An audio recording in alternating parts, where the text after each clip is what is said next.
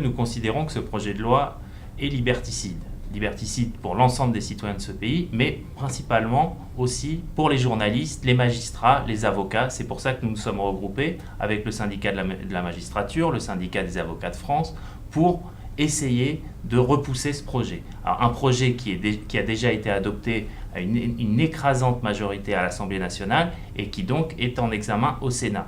Déjà avec une manière totalement pour nous inacceptable, c'est-à-dire une procédure d'urgence qui ne permet pas d'avoir un débat de fond dans le pays sur ce projet de loi. Alors c'est un projet de loi qui fait évidemment suite aux événements de janvier et aux attentats de Charlie Hebdo, donc le gouvernement profite de ce climat pour imposer ce projet.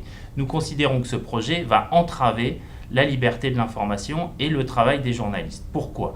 Parce que dans ce projet de loi, il va permettre aux services de renseignement d'espionner les journalistes, d'espionner les sources des journalistes et donc d'entraver notre travail.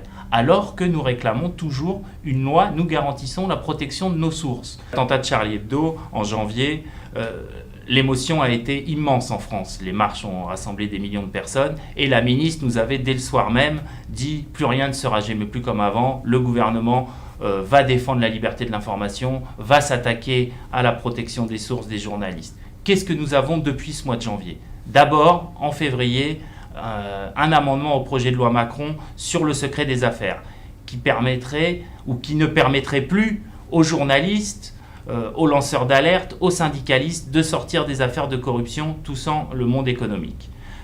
La mobilisation très forte des citoyens, des associations, des syndicats a permis de faire échec à cet amendement. Qu'est-ce que nous constatons ? Que cet amendement va revenir par la fenêtre via le Parlement européen. Donc il y a aussi une mobilisation actuellement sur ce sujet.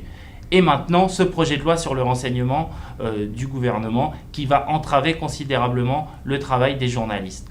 Donc nous pensons que dans un climat de sensibilisation extrême à la sécurité des citoyens, c'est vrai que les Français ont été très choqués par ces attentats, le gouvernement saisit cette brèche émotionnelle pour faire passer des projets liberticides qui vont entraver à la fois le travail de professionnels, comme les journalistes, comme les magistrats, comme les avocats, mais aussi limiter la liberté de l'ensemble des citoyens de ce pays.